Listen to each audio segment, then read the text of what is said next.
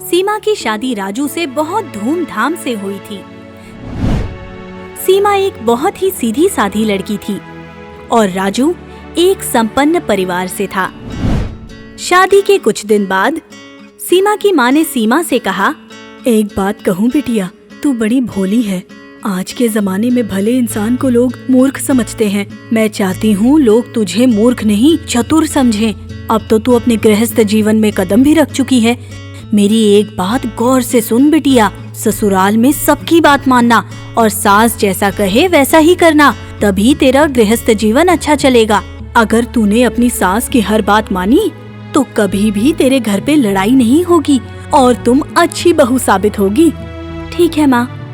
सीमा अपनी माँ की बात को गांठ बांधकर ससुराल पहुँचती है। अब उसका पति राजू उसको समझाते हुए कहता है, सीमा, इस परिवार में मैं और मेरी माँ है। तुम्हें अब मेरी माँ का अच्छी तरह से ख्याल रखना है। वो जैसा जैसा कहती रहेंगी तुम्हें वैसा ही करना है। अगर तुम अपनी बातों से मेरी माँ को खुश रख पाई तो मैं भी खुश रहूंगा, पर अगर मेरी माँ नाराज हुई तो मैं तुमसे कभी बात नहीं करूंगा। ठीक है जी, मैं माँ जी का बहुत अच्छे से ख्याल रखूंगी। सीमा अपने पति और अपनी माँ की बातों का हमेशा ध्यान रखती थी, कभी भी पलटकर सवाल नहीं करती थी। एक दिन की बात है। सीमा, अरे रोटी तैयार है क्या? माँ जी, जल गई है। अरे देख ले, कहीं छाला तो नहीं पड़ गया? नहीं माँ जी, काला पड़ गया है। अरे एक काम कर, बरनॉल रखी है, उसको लगा ले। सीमा कुछ समय बाद खाना लेकर आती है तो रोटियां जली हुई होती हैं। फिर वो जैसे ही एक टुकड़ा तोड़कर खाती है तो वो कड़वा होता है। आज ये रोटी इतनी कड़वी क्यों लग रही है? इस पर कुछ लगाया है क्या? रोटियां जल गई थी ना, तो मैंने इस पर बरनॉल लगा दी थी। आप ही ने तो कहा था। अरे मैंने तो तेरी बातों से समझा कि तू जल गई है, तुझे बरनॉल लगाने के लिए कहा था। माँ जी, मैंने रोटियों के जलने की बात कही थी। सीमा इसी तरह से अपने सीधेपन से काम करती, जो कि सीधे होते हुए भी उल्टे हो जाते। एक दिन लीला को मंदिर जाना था और खीर बनानी थी।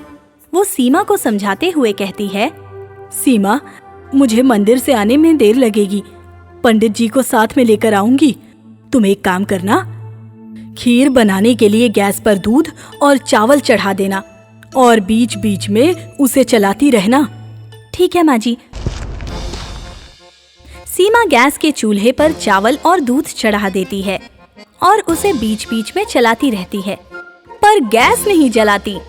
जब लीला आकर देखती है तो उसके होश उड़ जाते हैं। अरे ये क्या? तुमने गैस पर दूध और चावल नहीं चढ़ाया? अब तक खीर बन जानी चाहिए थी। माँ जी, चढ़ा तो रखा है, देखो दूध और चावल गैस पर चढ़ा रखा है जैसे आपने कहा था। अरे पर ये गैस तो बंद है। माँ जी, आपने गैस जलाने के लिए थोड़ी ना कहा था। मैंने भगोने में दूध और चावल रखकर गैस जलाने के लिए कहा था। सीधा होना अच्छी बात है, पर इसका मतलब ये तो नहीं कि तुम बातों को समझो ही ना। तुम बहुत भोली हो सीमा, तुम्हें गृहस्थी चलाने के लिए चालाक होना होगा। माँ जी, मेरी माँ ने भी मुझसे यही कहा था, मैं आपकी सारी बातें मानूंगी। मैं आपकी सारी बात मानती हूँ, फिर भी आप परेशान रहती हैं।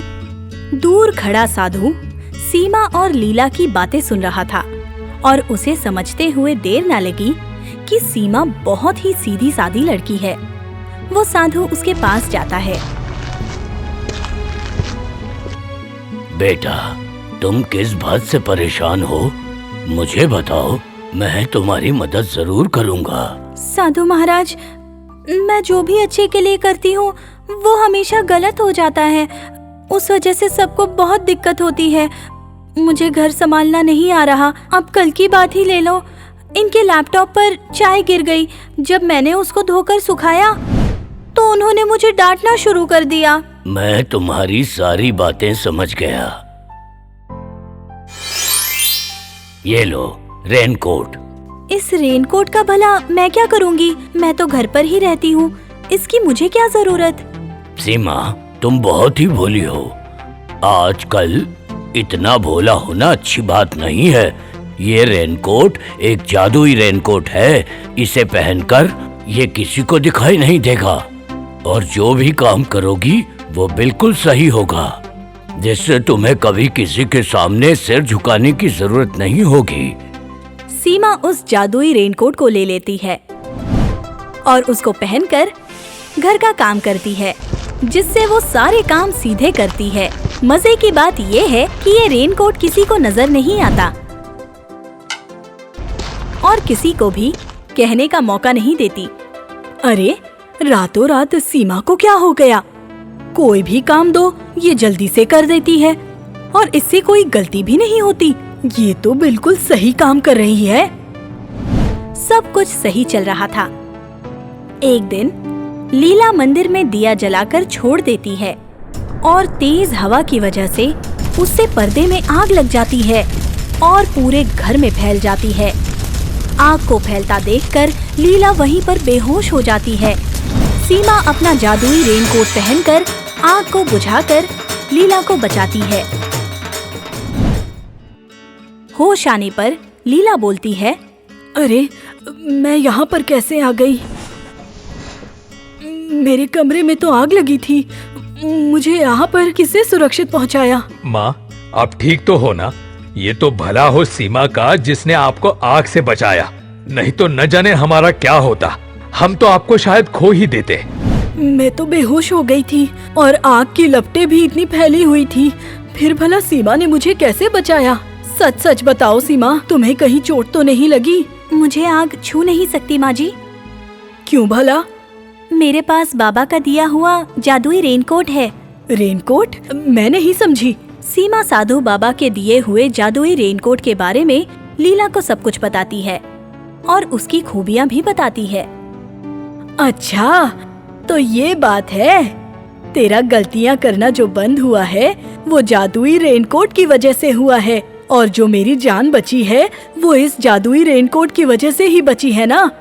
हाँ माँ जी, ये सब इस जादुई रेनकोट की वजह से हुआ है। साधु बाबा ने मुझे ये रेनकोट दिया था जिससे मेरी सारी समस्याएं दूर हो गई। हमको माफ कर दे बेटा, हम तेरे सीधेपन को हमेशा पागलपन ही मानते रहे। तूने तो हमेशा मेरी आज्ञा का पालन किया और मैंने तुझे हमेशा दुत्कारा। गलती मेरी ही है क्योंकि मैंने तुझे सही से कोई बात ही नहीं समझाई। आधी आधी बातें बताकर तुझसे काम करवाना चाहा। इसकी वजह से काम बिगड़ जाया करते थे। हाँ माँ, हमने इसके सीधेपन को समझा नहीं और इसको मूर्ख समझा, पर बाबा ने इसकी खासियत को समझकर इसको जादुई रेनकोट दिया। आप दोनों मुझसे माफी क्यों मांग रहे हैं? मुझे आपसे कोई शिकायत नहीं है। मैं भला कौन हूँ आपको माफ करने वाली, बल्कि मुझे तो आपके आशीर्वाद की जरूरत है माँ जी। अब सीमा, राजू और लीला तीनों आपस में सूझबूझ के साथ प्यार से रहा करते थे, पर अब उस जादुई रेनकोट की जरूरत ही नहीं थी क्योंकि लीला अपनी बहू सीमा को समझदार बना रही थी। पर उस जादुई रेनकोट की कभी जरूरत पड़ती तो सीमा उसे पहनकर लोगों की मदद जरूर किया करती थी। आपको हमारा ये वीडियो पसंद आया हो तो प्लीज हमारे चैनल को सब्सक्राइब कीजिए और हाँ, वीडियो को लाइक और शेयर करना मत भूलना। धन्यवाद।